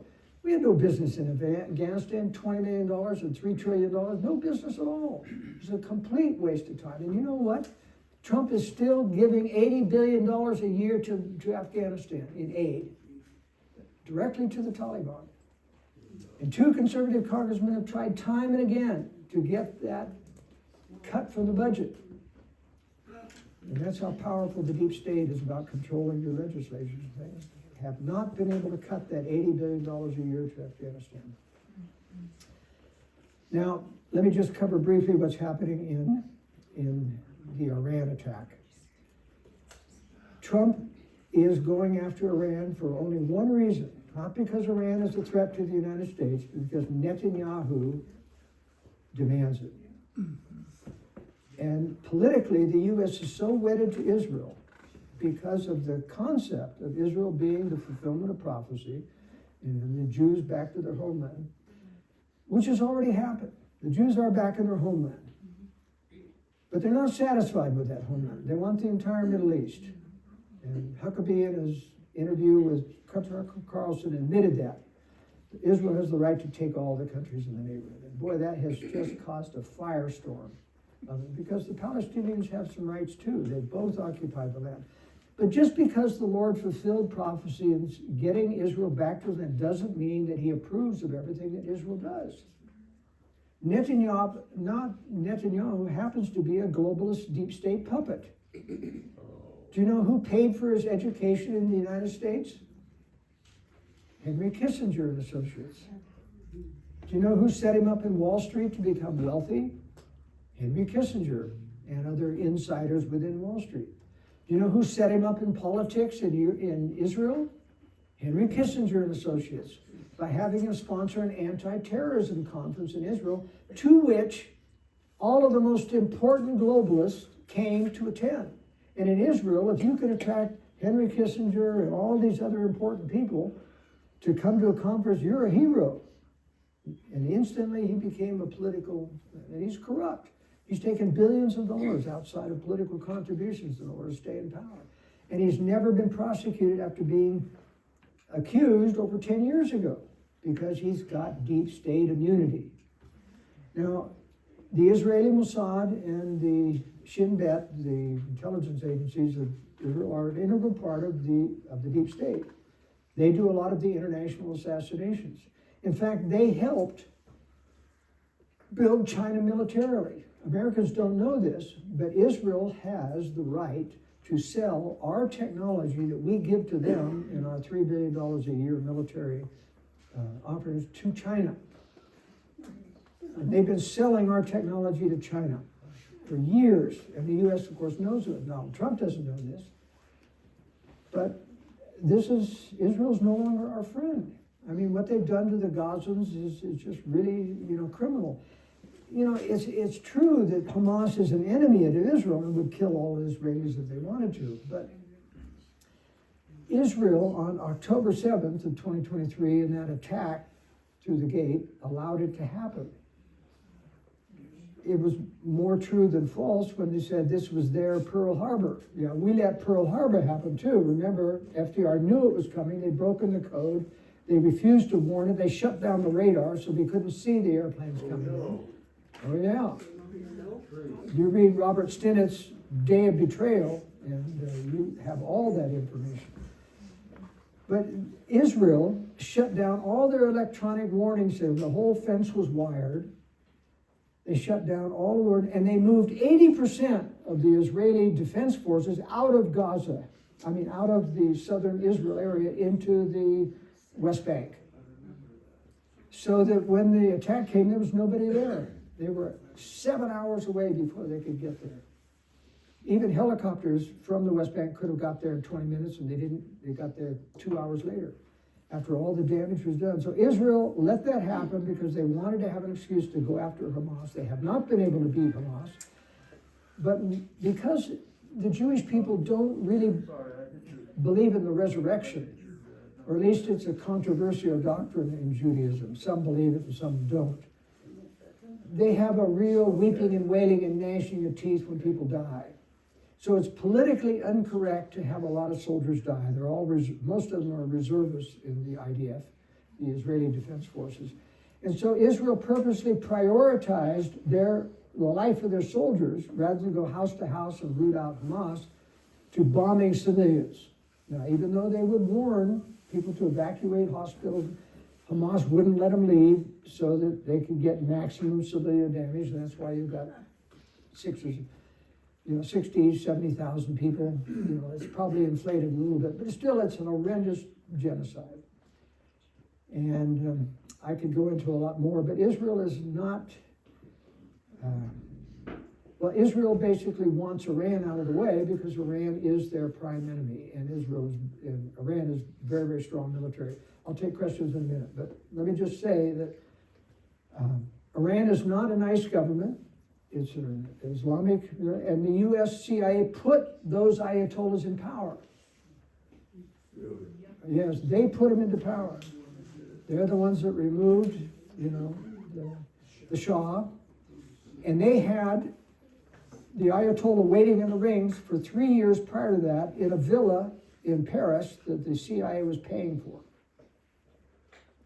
And so they had prepared for this conflict to come in. And this is what the globalists do. You see, they use war and international things in order to create conflict so that you get talked into doing something. And Donald Trump easily gets talked into by Netanyahu into bombing Iran. But I'll tell you, Iran is not going to be a walk in the park like Venezuela was. Now, Iran has also installed China has installed in Iran a phased array radar that's 5 stories tall that can see stealth aircraft. They had one in Venezuela. That's why the first thing the U.S. military did is take out that radar with a missile. And it's a big fixed array. It's not portable. So it is vulnerable in taking it out. But they had to do that in Venezuela in order to get all of those helicopters in without being seen. Well, they've got one of those in Iran, but the Chinese have given them their combat coordinating communications technology. And that was on display in Pakistan. Remember, Pakistan just had a little short war of 2 or 3 days with India, and they shot down 5 or 6 Indian fighters remotely. The Pakistani airplanes were still in Pakistan, launched their missiles, and a Chinese-supplied AWACS-type aircraft guided those missiles to each target and killed those other aircraft. China has our technology, probably sold to them by Israel, because Israel's got it. And that's very dangerous, because that means that Iran has an awful lot of missiles, and if those missiles can be remotely directed towards our aircraft before we even cross the border, it could be very dangerous. Well, the U.S. intelligence knows what I know about this, and I'm sure they're trying to prepare. And one of the first things they're going to do is take out that Chinese radar, which is the key to seeing those targets. Russia has just flown in at least 5 air freighter with military equipment and things. So this is going to be a kind of a proxy war between Russia and China and Iran and the West. Here's what Iran wants to do. They want to hurt one of our aircraft carriers. And that's what China and Russia want to see if we're vulnerable. Now, we just did a test trying to sink one of our former aircraft carriers, and it took 3 days to sink it, throwing everything the U.S. military had at it. So it's very difficult to sink one of these carriers. They're big, they're compartmentalized, et cetera. You've got to hit them in so many different places. But all you got to do is kill 400 or 500 sailors by a swarm of missiles coming out there. And that's what China's planning on doing. When they take on Taiwan, they know that the United States is going to come in and try to stop them, and they're going to want to try to take out one of our aircraft carriers with a swarm of missiles. Now, our aircraft carriers have abundant defenses, including Gatling guns and SM-2 and SM-6, which are standard missiles. These things cost $2 to $4 million a piece, by the way. You send a swarm of $100,000 missiles at it, and you just don't have enough of these interceptor missiles to stop those. And not to mention drones. They could put 100 drones in the air. The U.S. just shot down one drone that was heading toward the U.S. Abraham Lincoln, but that's easy to do. We spent a $2 million missile to shoot it down, but nevertheless, we got it. But a swarm is a different thing, and that's what this is going to be all about. There's no way that Iran can win against us, but the question is, will we get bloodied? And Russia and China are really watching this. They want to know how vulnerable our aircraft carriers are being, and that's why they have given everything they can, including intelligence and satellite surveillance of all of our aircraft. They know where our ships are. So this is not, and General Kane, who is the chairman of the Joint Chiefs, has warned Donald Trump this is going to be a dangerous, risky war. Now, Donald Trump came out today and said, no, Kane didn't say that. He's all before it. He'll do exactly what I said, which is true. Everybody's a yes man to Donald Trump or they get fired. But Kane did say that. He did warn him. This is risky. You could lose sailors. I don't think we're going to lose an aircraft, but I think we're going to see one of them get damaged. So this is going to be serious on that. It's not a threat to the United States. They don't have missiles that can reach us. This is on behalf of Israel. And it's not going to be pretty, and but the big problem that you and I are faced here in Sanpete County is going to be this Third World War. And I believe the trigger event for this Third World War is going to be the Chinese attack on Taiwan. And China says that we'll be ready in 2027, that's next year, to attack Taiwan. The U.S. Pentagon says that Xi Jinping thinks he's going to be ready in 2027. I don't think so. I think because of U.S. technology increases and other types of things, they're still a little bit behind the eight ball. They want to make sure that they've got overwhelming power to win if they make this move. So I think it's going to be postponed, but I doubt if it's going to be past 2030. That means within your lifetimes and your children and your grandchildren's lifetime, you're going to be in a full-scale nuclear war with Red China. Now, nothing's going to be attacked here in Sanpete County, so that's not the issue. But famine is the problem because they have EMP weapons, nuclear EMP, which is going to take down the grid, and surely they're going to use it. Now, I'm not sure it'll be used on the first strike. The first strike most certainly will be against military targets, and we'll lose Hill Air Force Base. And if the wind's blowing to the northwest, we're going to get fallout down here, so that could be a problem. It won't be heavy like it will be in Salt Lake and Utah County, but you'd get fallout. If they hit something from the south and the wind's blowing, that will get fallout from Area 51, which is a major target, Nellis Air Force Base. And there's military Air Force bases all over the Southwest, and that fallout is coming in. So some type of nuclear protection is available, or is something that you need to consider. Even though it will not be heavy, you probably won't die from it here, but you could get sick. A lot of people say, well, let me die in a nuclear war. But the problem is you don't die. Do you realize that 50% of the people in Hiroshima survived without protection? Really? 50%. Now, they had concrete buildings, so there was some protection against radiation, but 50% survived, but they wished they were dead because they all got sick, terribly sick, and disfigured and things. So nuclear fallout is a real problem. But the main problem is going to be starvation. Because you see, without electricity, all of our commerce of food and shipment from California is gone. You know, your sewer systems don't work. If you have water pumping facilities to pump up into towers, it doesn't work anymore. And so we're talking about real serious famine. And what means is that people from Utah County start to descend slowly, upon Sanpete County. Well, what do you do? How do you do that? My son in the World Affairs Brief, we do a prep tip every week, and my son just wrote recently about, do you share or not? I do. Well, you'd love to share, but if people are starving and you start to share, the news will spread like wildfire. They've got food, and you'll be starving within a week just like everybody else. I know it sounds harsh, but you have to be able to conceal as well as stockpile, food. And, one of the nice things we have in Spring City is we have a joint community potato harvest every year.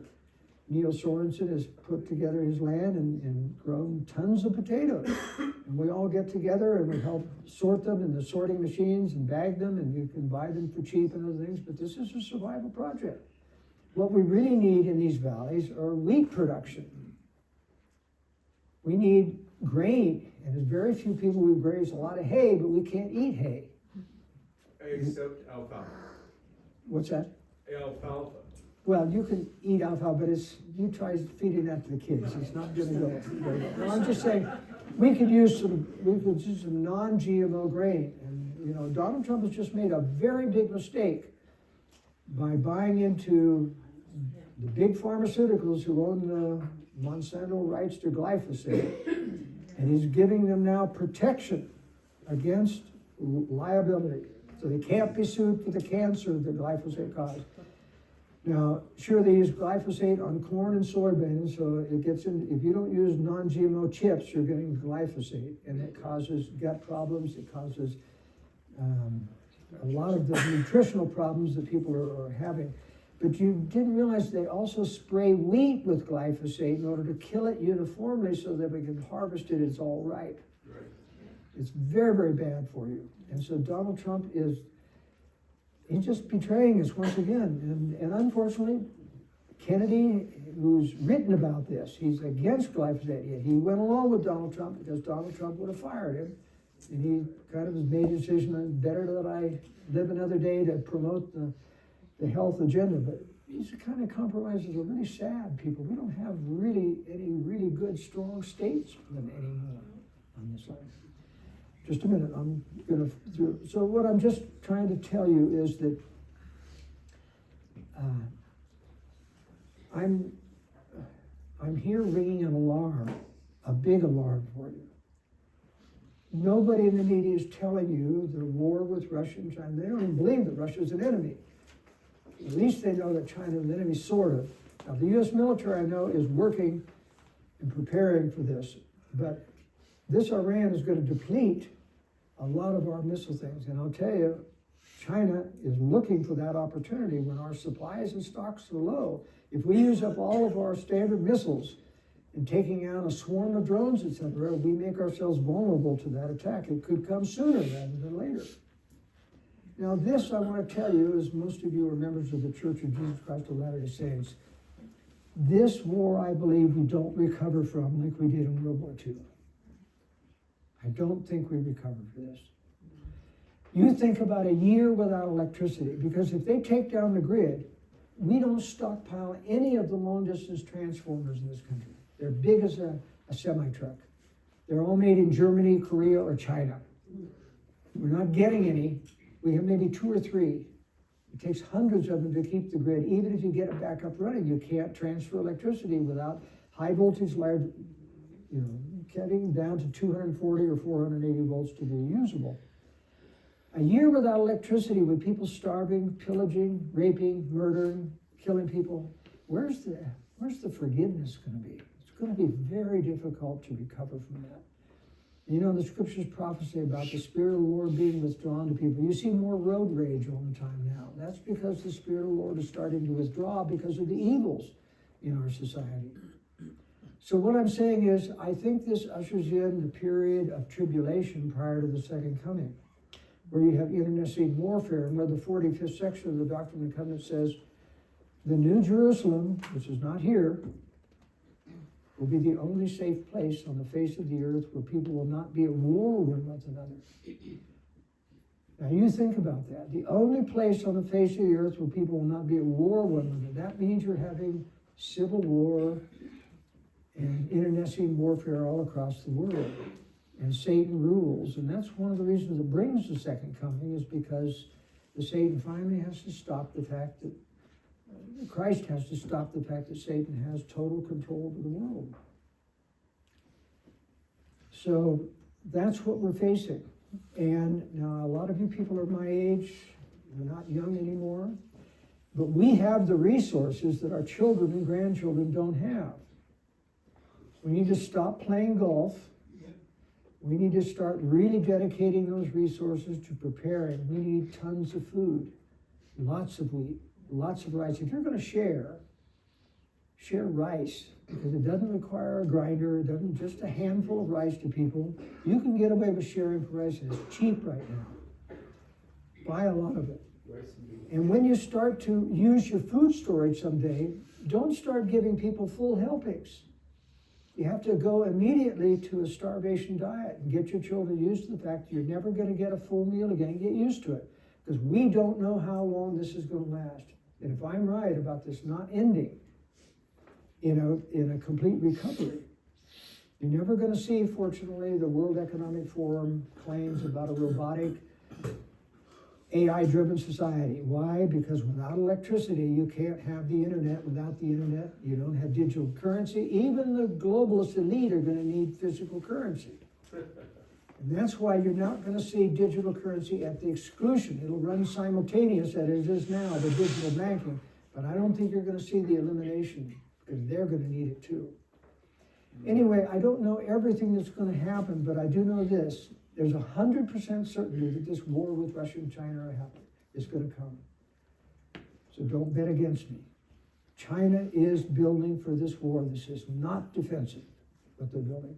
Russia already has the nuclear weapons. They're not a threat conventionally. But believe me, they're the ones that are gonna hit all of the targets with their missiles. So we need to really prepare seriously. And I know it's nice to talk about gardening and little nice to have things, but nothing will, you need gardening, but you have a problem in the city lots. If you start to garden, those tomatoes will be picked clean before they're even ripe. That's the problem when you're surrounded by starving people. So to a certain extent, you have to band together. I know one sister started talking about homesteading, out in a very rural or far away from people where your homesteading can grow, that's a viable alternative. Because food storage gets old after a while, and you like to have some fresh greens and some things, some greenhousing, but it's very difficult to do in an urban environment to keep it from being stolen. And you don't want to be shooting people just because you're starving. So the better thing to do is to prepare to hide what you have. And that's why if you can create safe rooms in a basement and hide or wall off a portion, you can protect at least some of the things that you have. Anyway, that's my message today. I know it's not an upbeat message, but I want you to know it's going to happen. And there may not be a lot that all of you can do, but everybody must do something. Because everything that you do will be helpful. And if you can get your children and your grandchildren to start to prepare, you'll be better off, because they're going to come back to you looking for help someday. I know that's what our kids, and I've been trying hard to get all of our kids to do these things. Unfortunately, they all believe me, and so they're not resistant. I know a lot of you have sent your kids to public schools and they don't believe you anymore. And that's sad, but you've got to try hard to, my World Affairs Brief is available. You can get a free sample copy at worldaffairsbrief.com by clicking on Request to Sample, and you get the current brief, which talks about this Iran situation and many other things. Well, let me open it up for questions, because I know you've got some questions. Sir? Okay, so I agree with most everything that you're talking about. And I think that what I really seem to see going on here is it's the Gadianton robbers that are the globalists, basically. And the people that we're talking about are puppets, and that they are probably either blackmailed or they're trying to gain themselves, and they sell us out. And so, like, for example, Netanyahu was placed in that position. He isn't even Israeli. He came from the Bronx. Right. And so everything that we see is a deception. And we're just a world of liars, living right amongst the liars all the time. And so it's very difficult to determine what's true. And I really do feel that what you're saying is we need to come together as a group and be able to have people we can trust, that we can guard what we're trying to do and keep ourselves going. We need to build Zion ourselves. Good point. Very good point. Sir? This is what Manti Community Prep is attempting to do. We are attempting to put together a group of people, like-minded people, who are ready to pitch into a Zion society. Now, I was recalled by the intelligence agencies in October 2001. I went to the Pentagon, and what I saw was the front landing gear sitting outside a very small hole. And I went and talked to the guy up in Arlington, and he said that when the plane went in, it started raining. And it was raining very tiny shards of aluminum all over his cemetery. And he had to clean them all up.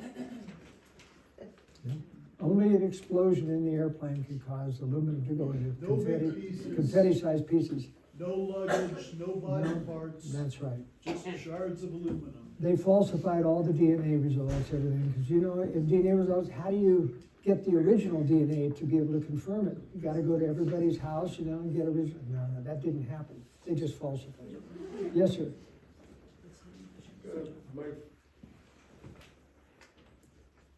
I'm an advocate for prayer. I'm an advocate for the power of prayer. And I understand all the lies that are going on. But I believe there's a higher power than the deep state. And that as we band together in prayer, we create a power, a capability to get beyond the lies and to put the energy where it needs to go. We don't know where that energy needs to go, but he does. And as far as the food is concerned, I have experienced the loaves and fishes experience. I have seen it. I've been a part of that. And I believe our survival during the time to come has a lot to do with prayer, and it has a lot to do with kindness, and it has a lot to do with relying upon the Lord, appealing to heaven. And so I don't want to unbalance, upset what you said there, but I think that we need, yes, the deep state's pretty powerful, but there's a higher power. Well, the Lord isn't stopping it, I'll tell you that. You know, people thought that Trump was going to save us. In fact, preparedness has gone into a nosedive since Donald Trump was elected. I'll tell you, Donald Trump is not going to save us. We're still going to have war for that. He is not a righteous man. And I want to tell you this too. You talk about the power of prayer, but don't be misconceived. It doesn't come from petitioning for power in the, you are flooded with promptings as you live your daily lives on how to proceed and how to prepare. And the fact that the whole town isn't here today means that most people aren't getting the message. And all the prayer in the world isn't going to help in the last days if you haven't been listening to the promptings of conscience. Now, on my website, either joelskousen.com or World Affairs Brief, I have written an essay called The Still Small Voice of Conscience. It will change your life because it will teach you how to recognize the promptings and how you have all been guilty to some extent about rejecting the ones you don't want to hear.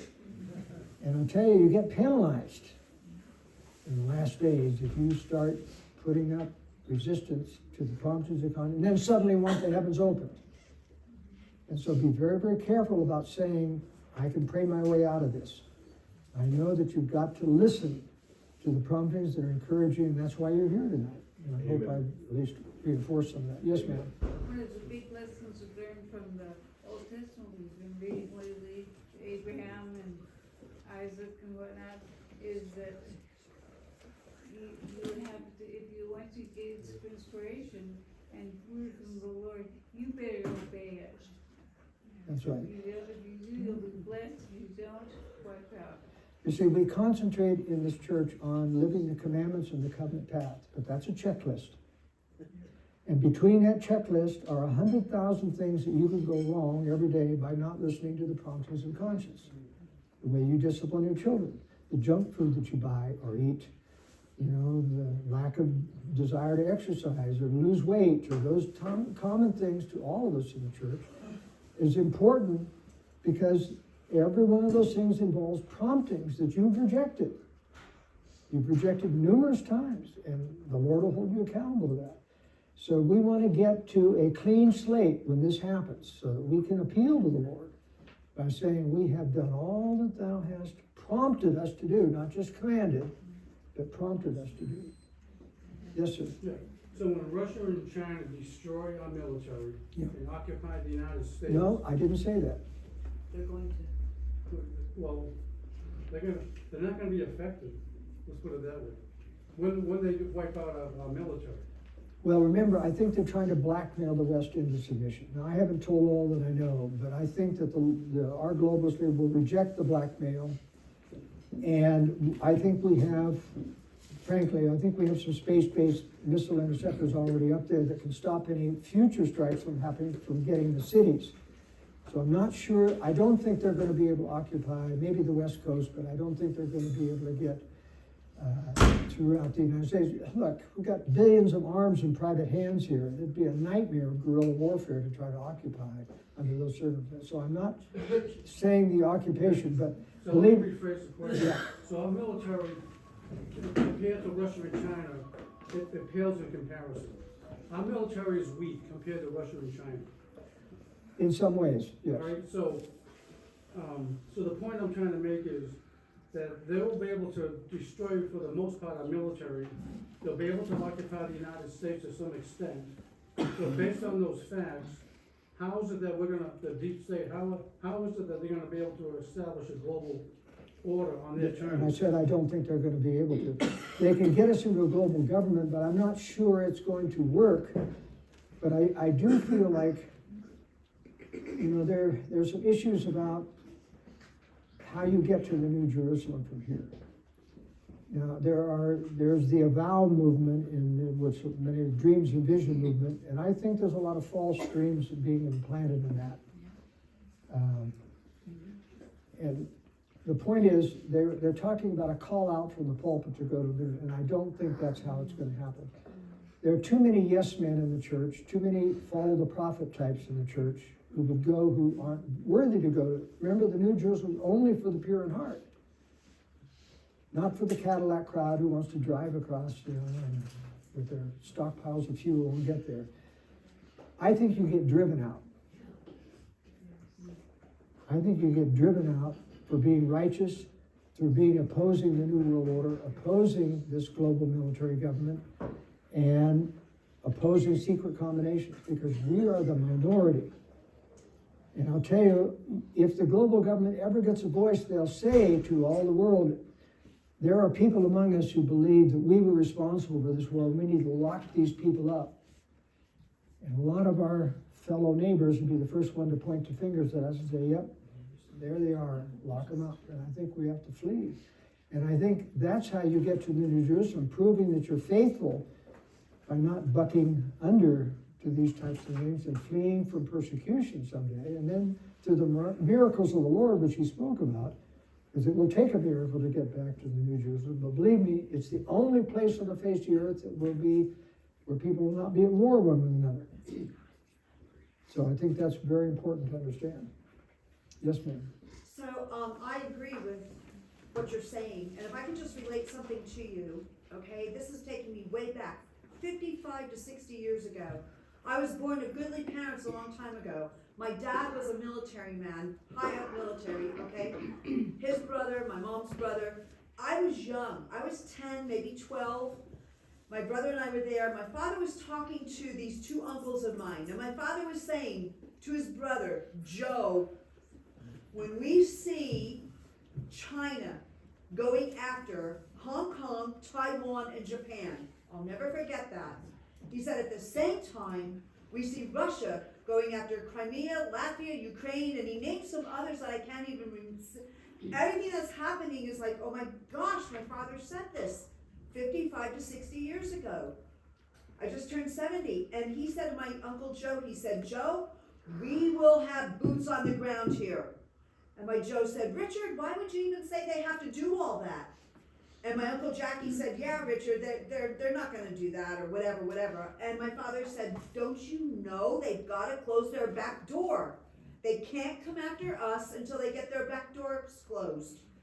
I guess these others are our allies, and they can't be coming after us while they have these allies, maybe, whatever. So he said, I promise you, there will be boots on the ground here.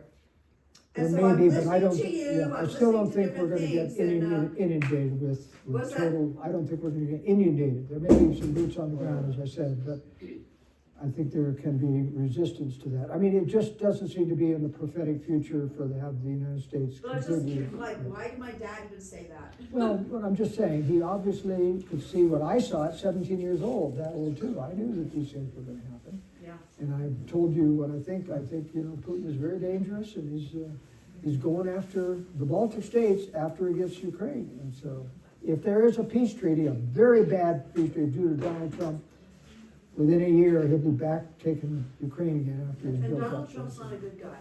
No, not a good guy. Yes, back there in the corner. So, if you studied all this, why Sanpete? Why did you choose to live in Sanpete? Well, I wrote the book Strategic Relocation, North American Guide to Safe Places, and I'm here in Sanpete County because it is a compromise that's a good one. Now, the safest place in the world is probably out in the middle of the deserts of Nevada that are 4 hours from the Home Depot and where your wife would never agree to live, okay? Now, that may be the safest place, but there are compromises in every strategic relocation.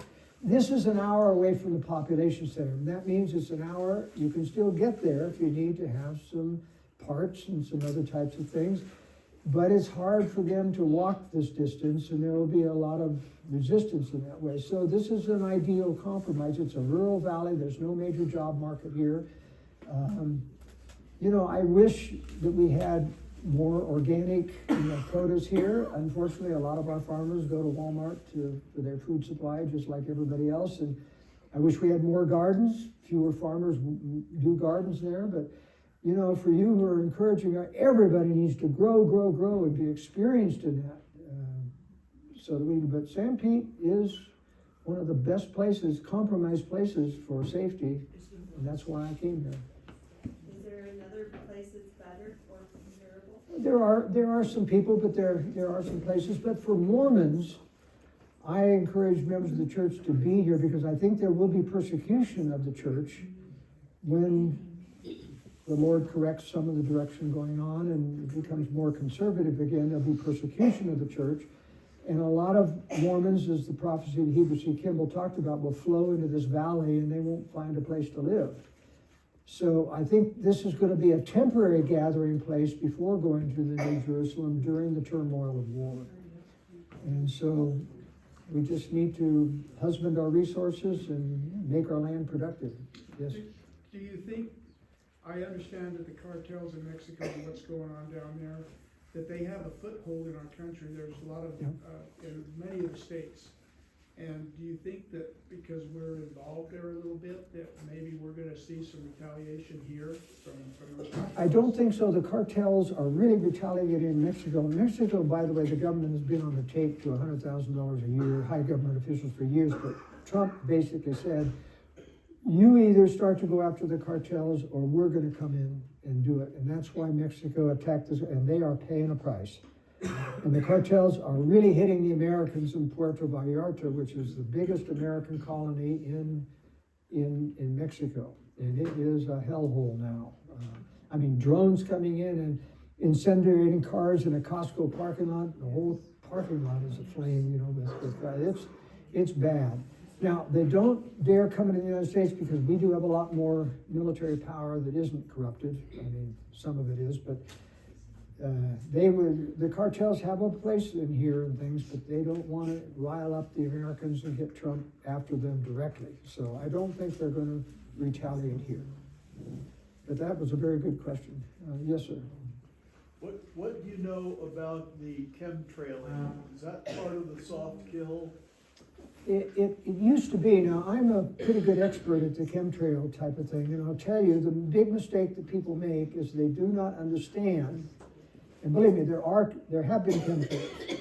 I remember in Utah County, once I saw a plane taking off, or not low, coming in from a military base, and it was warm, so there was no chemtrails, no contrails at all, and it was spraying, and it stopped, and then it started and sprayed. The pumps were going on and off. That was chemtrail. It was right over Utah Valley. So the chemtrailing really exists, but there are persistent contrails, and here's how you tell the difference. There's only a small percentage of planes that have the equipment to chemtrail, and it takes the whole fuselage filled with tanks to do that. Airliners are not equipped for that. If you see all the airlines flying over leaving long contrails, it's not chemtrailing. That's persistent contrails. At certain high levels of humidity, even high up, they don't evaporate, okay? They just stay and they spread out, but they don't have a little rainbow tinge to them that the chemicals have. That's one of the ways you can tell. But remember, if only one or two of the planes are going back and forth in the racetrack, that's probably chemtrailing. But if they're all living long contrails, it's persistent contrails, it's not chemtrails. I have to counter this all the time. Oh, they're chemtrailing today because there's all this mass of contrails. But remember, There's only very few planes, percentage-wise, that are capable of spraying, so if they're all leaving contrails, it can't be. It can't be chemtrails. When I was younger, we didn't see any of that. Well, you may not have noticed it.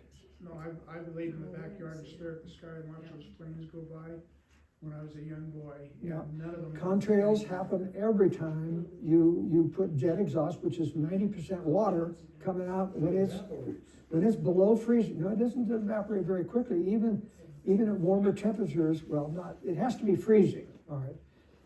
But just barely out freezing, and sometimes you'll see it go in and out. That's because the air layers, sometimes you have warmer layers going up. It's not consistently flat, so an airline will be traveling through a warm or cold area. And sometimes you can get sporadic things. But believe me, contrails have always been produced. Even in World War II, remember all those B-17 bombers, they were all contrail. So you can't say that they never contrail. That's just a matter of science. So there's been a lot of piling on Trump in this meeting. Is there anything good that you think he's done? Absolutely. I mean, his attacking and taking away the DEI threat has been marvelous, okay? And, forcing the universities to stop this discriminating hiring, all that's been wonderful of Donald Trump. But remember, none of that has gone away. Out of the fear of his executive order, they've gone underground, but they'll be back.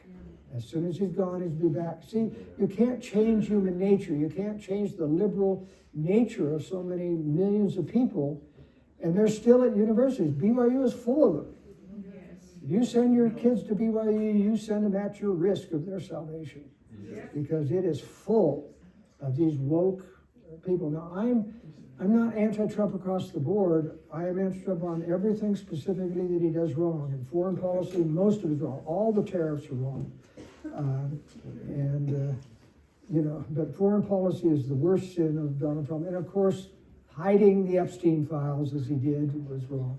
And believe me, he's been guilty of child abuse and other gross sexual sins. And that stuff came out for a second. 20 minutes later, they pulled it back and made it disappear, but the internet captured it.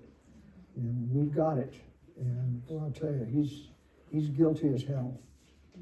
So Donald Trump's been involved with it. Remember, the Epstein thing is about its potential blackmail. Almost all these people involved in it are deep state people and globalists and other people who are corrupt. They don't need to use it, but they are capable of using it against him. And that's why the FBI, believe me, they had a whole vault room of hard drives full of this pornography that Jeffrey, and they have never released any of that. And believe me, that's what could get prosecuted, because they've got Donald Trump on video. They've got Epstein, all these other people on video doing things, and they aren't prosecuting anybody except two now. Lex Wessner, because he got embarrassed, Bondi got embarrassed, and then this former ambassador to the U.S. has been arrested. I'm not sure they're going to get prosecuted, but those are the only two arrests out of the Epstein file that have been made. Prince Andrew. And Prince Andrew, but they've covered up all the rest that they can, and Trump's involved with that cover-up. Joel, Yes. can you briefly describe what happened to the passengers that took off in the original airplanes from Boston and London? Nobody knows. Nobody knows, but I'm sure they're dead. You just can't keep that many people alive and hidden away without them breaking their silence. These are ruthless. Anybody who kills 3,000 people in the World Trade Center, 3,000 people in Pearl Harbor, and doesn't beat an eye, this is really evil. I think they eliminated those They had a people. book come out about it. Those planes were landed at an Air Force base very close to Boston, and they gassed the whole plane and killed all the people. After they made them do the phone calls. Well, their that's families. what happened to Flight 93. That's a lot of people. But that's killed. not an Air Force base. That was at the I don't NASA. know if it's Just- a military base. Well, it was the Nassau hangar at Cleveland where Flight 93 was seen to land. In They fact, murdered all those people. and they murdered all those people, but not until after the recordings were made.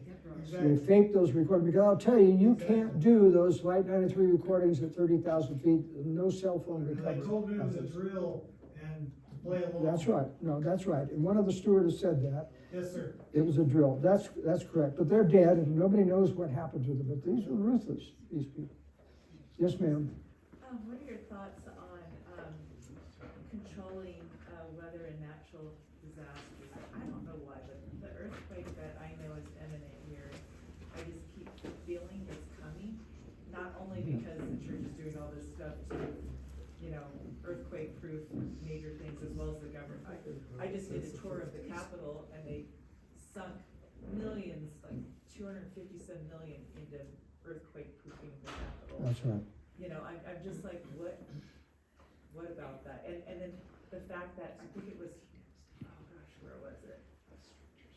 I don't remember where, but it was in Romania, some government official woman at their parliament mentioned that she thought that earthquake was known because all the government officials went out of that country before it happened. And it was one of those, I don't know if you know what country I'm talking about. Well, it was like last year or the year before. Turkey. I personally don't think that the human beings are capable of creating enough power to create earthquakes, short of a nuclear weapon down in on a fault line or something, which Isn't would. it out of Alaska? I forget what the name of it. Heart. There it is. No. Heart, yes. Look, electromagnetic energy hasn't got anywhere near enough power. That's why they shut HARP down. It didn't work.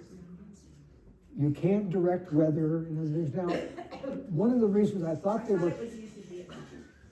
Well, there's all kinds of theories, but the point is, they shut it Well, I saw down. that on the government. But you just don't have enough energy when you talk about steering weather patterns and the heat and the amount of energy that's in the weather, and to try to steer that is just, without spiritual control of those things, I just don't think man is capable of doing earthquakes. Now, the sun and the moon do, because when they both align on one side, they pull so heavily on the seas that they can cause earthquakes, and that's been proven. That when you have the alignment of the sun and the moon to one side of the earth, that a lot more earthquakes happen. But that's a lot of power from gravity and on tidal forces, etc. I just don't believe, frankly, that they're able, especially with electromagnetic waves, to create earthquakes or steer the weather. What's that technology where they reflect the sun, or the solar rays like back? Well, that's what chemtrailing is claiming to There's do. there's something else that's separate. Does anybody know that? Well, that's what they're talking about in terms of solving climate warming. They're giving an excuse to the chemtrailing. But, the chemicals that they've been pouring out, just been, especially well, cloud seeding is different. Now, that's causing it to rain. That is known weather modification, and it's very localized, and it is generally beneficial. Well, yeah, you can try to, cloud seed the rain and get rain. Trying to disrupt supplies getting Yeah, to the. I can see that, and that's a legitimate and scientifically proven point, and that the silver iodide is you put into the cloud, but that isn't poisonous like the barium and the aluminum that they were pouring into the skies during chemtrails, which is really dangerous to people. Any other questions? Yes, sir. I'm curious as to why you would think that Trump hasn't made the same satanic covenant that pretty much all the other Ghanaians have, but what would make Trump different? He's totally uncontrollable. He makes a very poor puppet. Trump is a Jesuit. He's not in control. He's Really? just on a different side. No, I don't think he's controlled. I think because of the blackmail on him, they occasionally put pressure on him. But look, Donald Trump, when he gets in front of a microphone, it's just a disaster. How do you make a puppet out of that? I mean, every time he says something in the news, it's a joke. I mean, you just have to, you're just embarrassed because of those people do not make good Gadianton people. Now, that doesn't mean that they can't apply pressure with the blackmail that they have, but he doesn't make for a good covenant person. Those people require keeping the secret. Donald Trump can't keep a secret. He's just a blowhard. But they are using Epstein files against him for sure. Sure, but only on a 100%. but that doesn't mean, you just don't know. It's not uniform total control over any of these people. They use it's a very sophisticated pressure type of thing. The worst thing they want to do is have a person know that everything I'm controlled and they're watching everything and I have to do A, B, C, and D. That's not how they operate. It's a very sophisticated, multi-level type of thing. even within the deep state. But I can tell you, deep state people know who's giving them orders. They know they have to obey or they die. And Donald Trump is not one of those. You know, they threaten him with throwing these death things at them, you know, but he still isn't controllable. I mean, look at that. Look, the deep state has turned the corner. Remember, they built Russia and China leading up to this war. Now they're attacking Russia, right? Biden was a puppet, and he was following that. He was backing Ukraine because we knew it was good for slowing Russia down in the World War III scenario. But the deep state, if they were really controlling Donald Trump, they would get him off this Ukraine peace deal, because it's a bogus thing. It's getting into Russia. The deep state is not pro-Russia. Deep state knows they build an enemy that's coming us in World War III. But that's proof that they don't control Donald Trump, because he's still blind to Xi Jinping, to Russia, to Putin, and to Kim Jong-un. They're just gonna kill him when they're done with it. They might. But right now, he's very useful towards getting conservatives to lay down and go to sleep, thinking that they have been saved. So he's very useful to them in that regard. Yes, sir.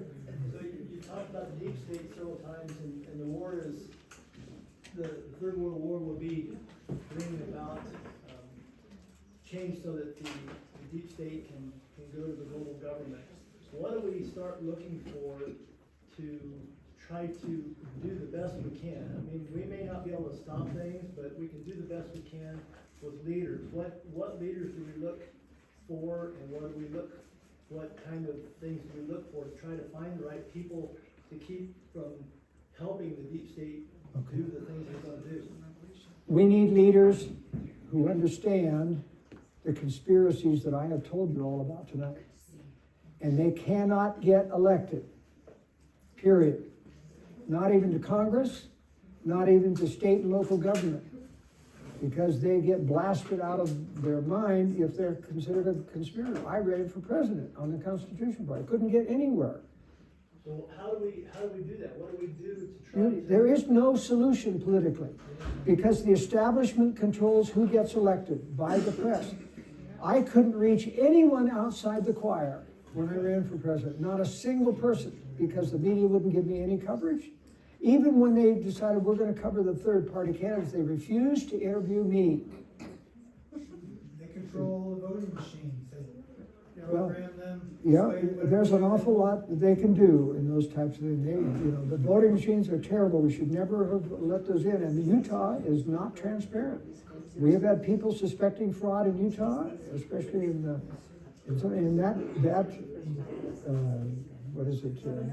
deputy governor, what's her name? Anyway, she keeps anyone from getting through to the electoral files to see that. But I'm just saying, we cannot win this election. All you can do is get people to understand the conspiratorial issues.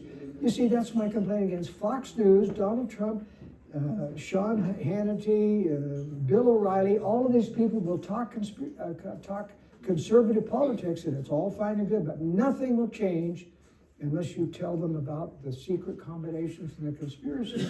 And if you do, there's a blackout completely. They will not.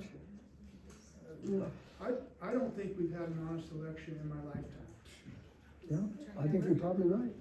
Now, they're not, totally corrupted. They do have to work on things. I mean, they had about 10% corruption built in the first time Trump won. They thought Hillary was going to win. She had told it was in the bag, and it wasn't. It overwhelmed the 10% Democrat fraud that was built into the election. And then in 2020, they upped that to 20 to 30%, and Trump. And I documented exactly how they stole that election, and they changed all the computer tabulation at Edison Research, which feeds it all to the media. Anyway, I don't think we're going to be able to get righteous leaders because they can't get elected. I mean, you can get nice guys like we have U.S. congressmen that are conservative, but they don't know anything about conspiracy. They can't stop it. I mean, I would do nothing in Congress. If I got elected to Congress, there's nothing I could do. I'd vote against everything, like Thomas Massey. And then you have Trump coming out and said, I'm going to run somebody against you because you're a critic of me. I mean, Trump is just ruthless. The only reason you didn't get in is because you weren't one of the party. You're a good guy, not the bad guy. That's right. And that's exactly why Mitt Romney did get in, because he's not a good guy. That's right, he's not a good guy. That's right. You're not in the club. Well, listen, it's been great to be with you. It's getting late and we have to go home, but thank you for hearing me.